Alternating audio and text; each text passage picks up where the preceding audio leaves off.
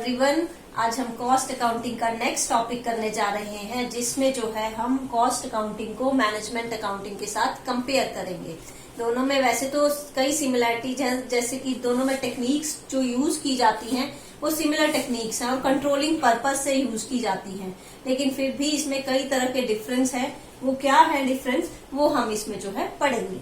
तो पहला डिफरेंस है एम्फेसिस, मीन्स महत्व, कि कॉस्ट अकाउंटिंग में किस चीज को ज्यादा महत्व दिया जाता है और जो हमारा मैनेजमेंट अकाउंटिंग है उसमें किसको महत्व जो है ज्यादा दिया जाता है। तो कॉस्ट अकाउंटिंग में आपकी जो है प्रोडक्ट की कॉस्ट पे जो है ज्यादा ध्यान दिया जाता है, जबकि मैनेजमेंट अकाउंटिंग में जो है हमारा डिसीजन मेकिंग प्रोसेस पे जो है वो ज्यादा ध्यान दिया जाता है।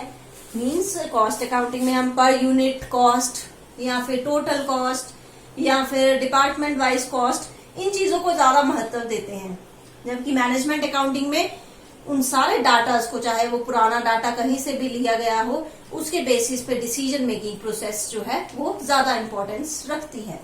सेकेंड जो हमारा डिफरेंस आ गया वो है सोर्स ऑफ डाटा, कि डाटा कहाँ से लिया जाता है। तो कॉस्ट अकाउंटिंग में जो डाटा लिया जाता है वो फाइनेंशियल अकाउंटिंग से लिया जाता है। फाइनेंशियल अकाउंटिंग में जो डाटा होगा उसके बेस पे जो है कॉस्ट अकाउंटिंग में जो है टूल्स लगाए जाएंगे, जबकि मैनेजमेंट अकाउंटिंग में जो डाटा लिया जाता है वो financial accounting and cost accounting, मतलब दोनों के डाटा के बेस पे जो है डिसीजन मेकिंग प्रोसेस की जाती है और टूल्स लगाए जाते हैं। थर्ड जो हमारा डिफरेंस आ गया वो है स्टेटस, कि किसका स्टेटस जो है, किसका दर्जा जो है हायर होता है। तो कॉस्ट अकाउंटिंग का दर्जा जो है मैनेजमेंट अकाउंटेंट के कंपैरिजन में जो है वो लोअर होता है और मैनेजमेंट अकाउंटेंट का दर्जा जो है वो हायर होता है, क्योंकि इसका सीधा संबंध जो है वो टॉप लेवल मैनेजमेंट के साथ रहता है, तो इसको जो है हायर स्टेटस पे रखा जाता है। उसके बाद आ गया आपका टूल्स एंड टेक्निक्स। तो इसमें जो है हम बजटरी कंट्रोल या फिर जो ब्रेक इवन पॉइंट है, इस तरह की टेक्निक्स का यूज करते हैं। मैनेजमेंट अकाउंटिंग में हम ये टेक्निक्स तो यूज करते ही हैं, बजटरी कंट्रोल वगैरह। उसके अलावा जो है हम कई तरह की और टेक्निक्स, जैसे कि कैश फ्लो स्टेटमेंट होती है आपकी, या फिर रेशियो एनालिसिस होता है, ये सारी टेक्निक्स जो है बजटरी कंट्रोल के साथ साथ मैनेजमेंट अकाउंटिंग में यूज की जाती हैं। उसके बाद नेक्स्ट डिफरेंस का पॉइंट आ गया आपका इंस्टॉलेशन। तो इसको कॉस्ट अकाउंटिंग को जो है बिना उसकी हेल्प के मैनेजमेंट अकाउंटिंग के हम इंस्टॉल कर सकते हैं। मींस ये सिंगल ही काफी है without management accounting. Management accounting अगर किसी ऑर्गेनाइजेशन में नहीं भी हो रही है तब भी हम कॉस्ट अकाउंटिंग कर सकते हैं, लेकिन मैनेजमेंट अकाउंटिंग अगर लागू करनी है, इंस्टॉल करनी है किसी ऑर्गेनाइजेशन में, तो वहां पे financial accounting plus cost accounting दोनों होना जरूरी है। बिना दोनों के, बिना फाइनेंशियल अकाउंटिंग तो मैंडेटरी है, वो तो हर ऑर्गेनाइजेशन में होती ही है, लेकिन बिना कॉस्ट अकाउंटिंग के जो है मैनेजमेंट अकाउंटिंग लागू नहीं की जाती।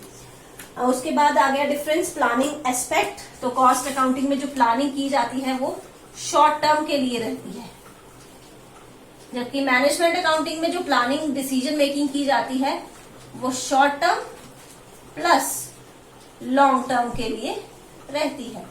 मतलब उसमें शॉर्ट टर्म के डिसीजन भी लिए जाएंगे और लॉन्ग टर्म के डिसीजन भी लिए जाएंगे।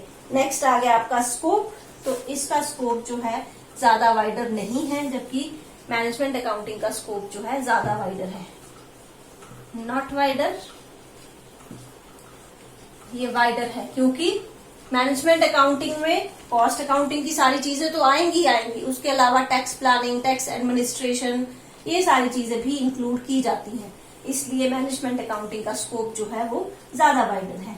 तो ये था cost accounting and management accounting में क्या डिफरेंस है। जो नेक्स्ट टॉपिक हम करने जा रहे हैं वो है fundamental principles of cost accounting, कि कॉस्ट अकाउंटिंग लागत लेखांकन के जो मूल सिद्धांत है, जिन सिद्धांतों पर लागत लेखांकन बेस्ड है, वो कौन कौन से हैं। तो फर्स्ट जो प्रिंसिपल आ गया वो आ गया a cost should be related to its cause, कि जो लागत है वो हमेशा उसके कारण से जो है संबंधित होनी चाहिए। जिस कारण की वजह से लागत हो रही है उसी कारण में जो है उसको लिखा जाना चाहिए। फॉर एग्जाम्पल एक सुपरवाइजर है, तो वो सिर्फ जो है एक डिपार्टमेंट को सुपरवाइज नहीं कर रहा है, वो ए डिपार्टमेंट को भी सुपरवाइज कर रहा है, बी डिपार्टमेंट को भी सुपरवाइज कर रहा है, सी डिपार्टमेंट को भी सुपरवाइज कर रहा है। तो उसकी सैलरी जो है वो 3 डिपार्टमेंट्स के कारण पड़ रही है, तो उसकी सैलरी को जो है तीनों डिपार्टमेंट में जो है उसके टाइम के अकॉर्डिंगली, कि वो हर डिपार्टमेंट में कितना टाइम लगा रहा है उसके अकॉर्डिंगली उसकी सैलरी जो है बांटी जानी चाहिए।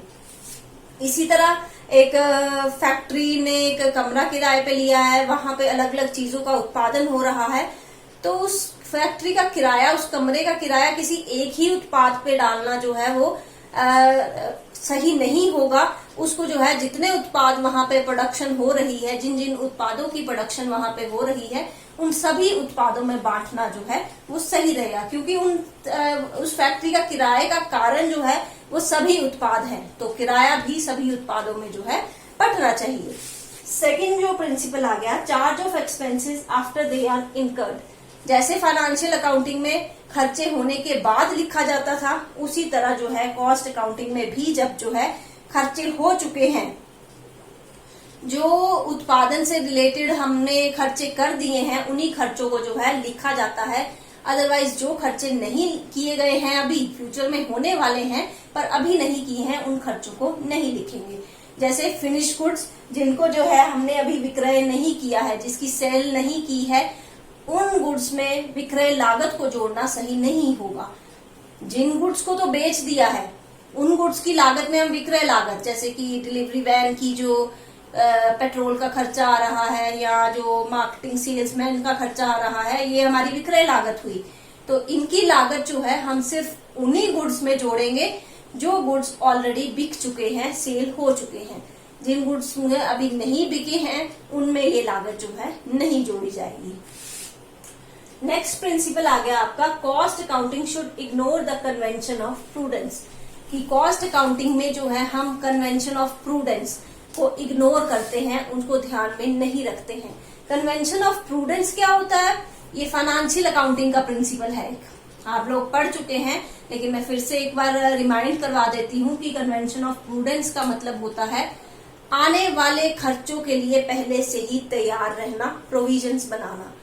आने वाला कोई लॉस है, जैसे डेप्रिसिएशन होने वाली है मशीनरी पे, या फिर बैड डेट्स हमारे होने वाले हैं, तो उनके लिए जब हम प्रोविजन बनाते हैं, जैसे कि टर्म है provision for depreciation, provision for bad debts, तो वो चीजें फाइनेंशियल अकाउंटिंग में लिखी जाती हैं, क्योंकि वो लॉसेस अभी हुए नहीं हैं, वो होने वाले हैं।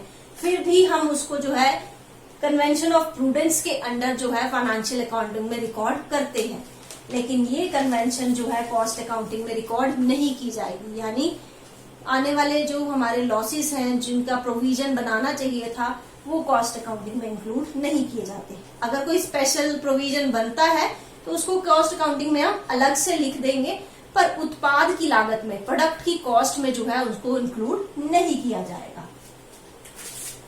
नेक्स्ट प्रिंसिपल आ गया, past cost should not form part of future cost. कि पुरानी कॉस्ट की उत्पाद बनाया था, उससे रिलेटेड पुरानी कॉस्ट है, बची हुई है, वो अभी हमने लिखी नहीं है, तो हम फ्यूचर वाला जो प्रोडक्शन हो रहा है उसमें वो कॉस्ट लिखते हैं। ये भी गलत माना जाता है हमारे कॉस्ट अकाउंटिंग में। कॉस्ट अकाउंटिंग में जिस साल जो है जो खर्चा हुआ है, उसी साल उसको लिख दिया जाता है, नेक्स्ट ईयर में उसको कैरी फॉरवर्ड जो है नहीं करना चाहिए। नेक्स्ट प्रिंसिपल आ गया आपका, abnormal cost are not to be shown in cost accounts. Abnormal cost क्या होती है? जैसे आग लगने की वजह से हमारा उत्पादन खराब हो गया, चोरी होने की वजह से हमारा उत्पादन बिक नहीं पाया, उन सभी कॉस्ट को हम एबनॉर्मल कॉस्ट बोलते हैं। तो ये भी कॉस्ट अकाउंट्स में शामिल नहीं की जाती, क्योंकि ये एबनॉर्मल रीजंस की वजह से हुई है, जो हर साल नहीं होंगे, हर टाइम जो है नहीं होंगे। अगर हम इन कॉस्ट को ध्यान में रख के अपने डिसीजन मेकिंग करेंगे, पॉलिसी बनाएंगे, तो वो कॉस्ट जो, वो प्राइस जो, पॉलिसी जो फ्यूचर में बनेगी वो गलत बनेगी। इसलिए हमें एबनॉर्मल कॉस्ट को जो है कॉस्ट अकाउंट्स में शो नहीं करना है। और जो लास्ट पॉइंट आ गया हमारा, recognition to double entry system. कि कॉस्ट अकाउंटिंग में डाटा रिलायबल बने, इसलिए हमें डबल एंट्री सिस्टम को महत्व देना चाहिए। मींस डबल एंट्री सिस्टम के बेस पे ही हमें जो है कॉस्ट अकाउंटिंग में ट्रांजैक्शन को रिकॉर्ड करना चाहिए। डबल एंट्री सिस्टम जब फाइनेंशियल अकाउंटिंग में आप यूज करते हो तो वहां डेबिट क्रेडिट होता है, इसमें भी हम डेबिट क्रेडिट तो नहीं करेंगे, पर डबल एंट्री सिस्टम के बेस पे ही कॉस्ट अकाउंटिंग में ट्रांजैक्शंस जो है वो रिकॉर्ड की जाएंगी।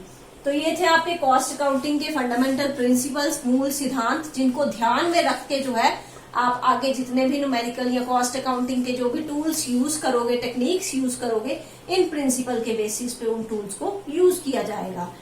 तो आज हमने 2 टॉपिक कवर किए हैं, एक आपका मैनेजमेंट अकाउंटिंग के साथ कंपैरिजन कॉस्ट अकाउंटिंग का, और दूसरा कॉस्ट अकाउंटिंग के फंडामेंटल प्रिंसिपल्स।